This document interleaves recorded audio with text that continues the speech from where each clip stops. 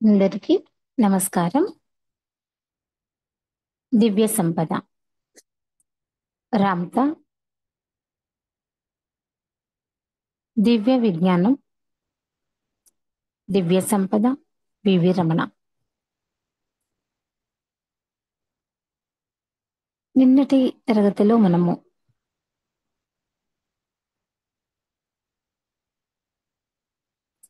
ధనం మీరు కలిగి ఉంటున్నట్లు ఎందుకు కలలు కనకూడదు, ఈ కలలు కూడా వాస్తవ రూపం చెందుతాయన్న సత్యం మీకు ఎందుకు గోచరించడం లేదో మరి.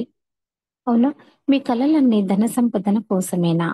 అయితే ధన సంపాదన కోసమేనా మీ కలలన్నీ అనేది ఈరోజు తరగతిలో. మీ కలలన్నీ ధన సంపద కోసమేనా? అయితే మీరు ఇంకా మూర్ఖత్వంలో ఉన్నట్లే లెక్క. బంగారం మాత్రం సంపాదించుకోవాలని నేను మీకు బోధించడం లేదు. ఐశ్వర్యం పొందడం గురించి బోధిస్తున్నాను. జీవితంలో సర్వ విధాలుగా శాంతి, ప్రేమ, సౌఖ్యం పొందడం గురించి బోధిస్తాను. మీ కలలను ఎలా వాస్తవం చేసుకోవచ్చో బోధిస్తాను. బంగారం లేదా ధనం ఒక్కటే జీవితం సర్వస్వం కాదు కదా. అవునా కదా? బంగారము లేదా డబ్బు ఇదొక్కటే జీవితం కాదు కదా. జీవితాన్ని అన్ని కోణాలలో దర్శించగలగాలి. ధనం, బంగారంతో పాటు అన్ని సుఖాలు మీకు అందించినప్పుడే ఐశ్వర్యాన్ని అనుభవించిన వారు అవుతారు. వాస్తరూపం చెందిన ప్రతి కళ కూడా మిమ్మల్ని ఆధ్యాత్మిక చైతన్య పరిణామపరంగా మిమ్మలను ముందడుగు వేయిస్తుంది. మీలోని దైవత్వాన్ని దర్శించేందుకు అవకాశాన్ని కల్పిస్తుంది.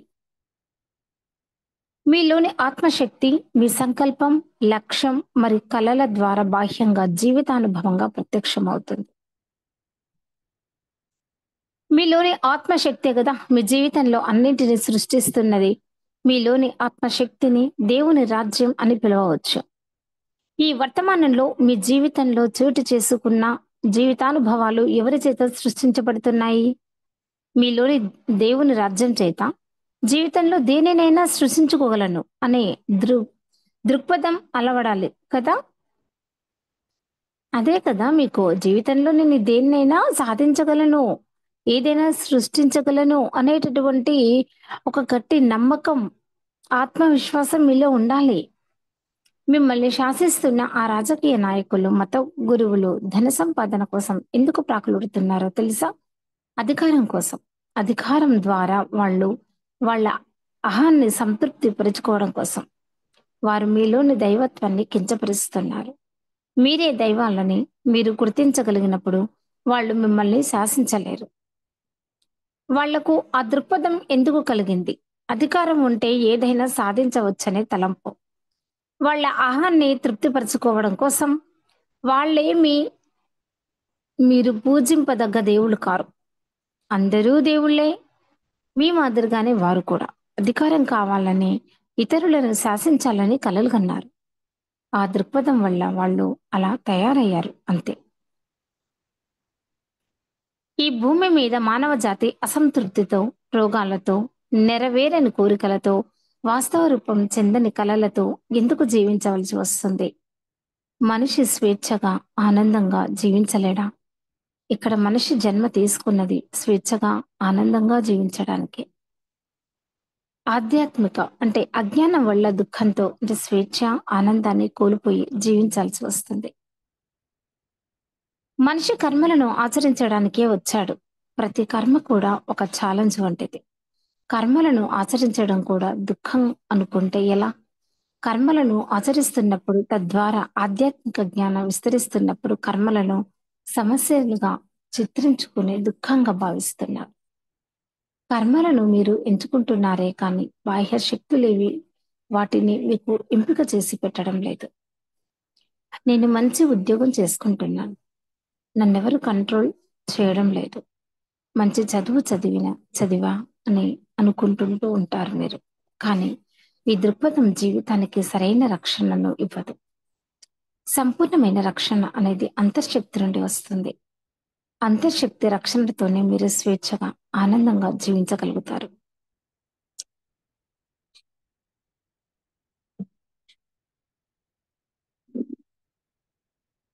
Heaven is within God the Father,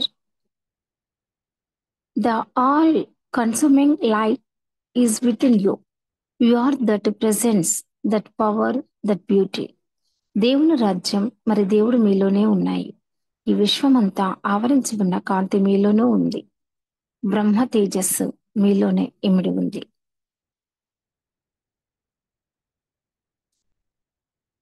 ఈ master walks alone. When you are a master, you never ask other for answers. సత్యం తెలిసిన తర్వాత మీకు సంపూర్ణమైన స్వేచ్ఛ లభిస్తుంది. మీరు మాస్టర్, సత్యం తెలిసిన మాస్టర్ అయితే ఇతరుల ఎవ్వరిని సమాధానాల కోసం ప్రశ్నించాల్సిన అవసరం లేదు. మాస్టర్ తన జీవితం పట్ల అసంపూర్తి బాధ్యత వహించి ఒంటరిగా ప్రయాణిస్తాడు. సత్యం తెలిసిన వాడి ఒంటరిగా ప్రయాణించగలుగుతాడు. జీవితంలో భయాందోళనలు, ఆతృత, అసహనం ఎప్పుడు ప్రవేశిస్తాయో తెలుసా? మీకు జ్ఞానం, సత్యం గురించి తెలియకపోయినప్పుడు. బంగారం బదులు మేధస్సు కోసం ఎలా సంకల్పాలు ఏర్పరచుకోవాలో మీకు బోధిస్తాను. మేధస్సు ఉంటే జీవితంలో బంగారంతో పాటు అన్నింటినీ పొందవచ్చు. మేధస్సు అనేది ఆత్మశక్తికి సంబంధించినది. మీ యొక్క ప్రతి ఆలోచన, ప్రతి కోరిక ధనం లేదా స్టాక్ మార్కెట్ గురించి అయితే మీరింకా మూర్ఖత్వంతో జీవిస్తున్నారని అర్థం. డబ్బు లేదా స్టాక్ మార్కెట్ నుండి లాభం అనేవి జీవితంలో అతి స్వల్పమైన విషయాలు. డబ్బు, బంగారంతో పాటు జీవితంలో పొందాల్సినవి ఎన్నో ఉన్నాయి. ధనం, బంగారం అనేవి మీ నుండి లాగివేయబడవచ్చు. ధనం స్టాక్ మార్కెట్ను శాసిస్తున్నది. రాజకీయ నాయకులు వారి స్టాక్ మార్కెట్ను పతనం చేయగలరు, మళ్ళీ స్టాక్ మార్కెట్ విలువను పెంచగలరు. అసలైన ధనం అంతర్ప్రపంచం నుండి సృష్టించబడాలి. అప్పుడే మీరు సంపూర్ణమైన ఆర్థిక స్వేచ్ఛను పొందగలుగుతారు. Total financial freedom. ధనం లేదా బంగారం కోసం మీరు బాహ్య పరిస్థితులపై ఆధారపడితే మోసపోయే ప్రమాదం ఉంది. అంతర్ప్రపంచపై ఆధారపడేవాడు మోసగింపబడడు. మీ బ్యాంకులు, మీ ప్రభుత్వాలు దివాలా తీసినప్పుడు మీ నోట్ల కట్టలకు బంగారానికి విలువ ఉండదు. మీరు కూడా దివాళా తీస్తారు. మీ రాజకీయ నాయకులు, మతాధికారులు క్షేమంగా ఉంటారు, కానీ మిమ్మల్ని నిలువున ముంచేస్తారు.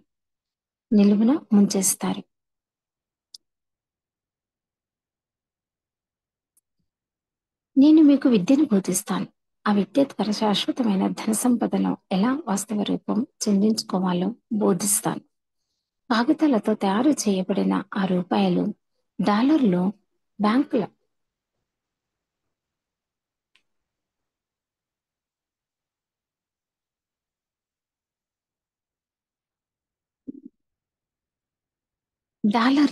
బ్యాంకుల ఆధీనంలో ఉండి చలామణి అవుతున్నాయి. ఒక ఇండియా తప్పించి ప్రపంచంలోని మిగతా అన్ని దేశాలు బ్యాంకు వ్యవస్థపై పూర్తిగా ఆధారపడి ఉంటాయి. భ్రమల నుండి బయటపడేందుకు మీకు ఆధ్యాత్మిక విద్య కావాలి. మీ జీవితంలో ఎంత ధన సంపద కావాలో మీ ఆత్మనిధి నుండి పొందే మార్గాన్ని సాధన చేయవలసి ఉంది.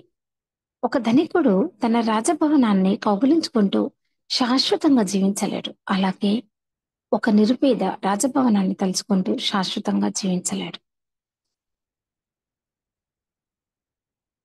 ఓకేనా ఫ్రెండ్స్? నమస్కారం అందరికీ. ఈరోజు ఈ సెషన్ని ఇంతటితో ఆపేస్తున్నాను. రేపటి తరగతిలో అంటే మన ముందు అంటే మన దగ్గర నివసించే మనుషులు మారుతూ ఉంటారు. ప్రకృతి ప్రళయాలలో భవనం కూలిపోవచ్చు. మరియు వాస్తవ రూపం చెందాలి అంటే ఆధ్యాత్మికతను కలిగి ఉంటున్నప్పుడు ఎలా ఉంటుంది, స్వేచ్ఛ జీవన విధానాన్ని ఎలా అనేది రేపటి తరగతిలో మనము చదువుకుందాము. అంతవరకు మీకు నమస్కారం.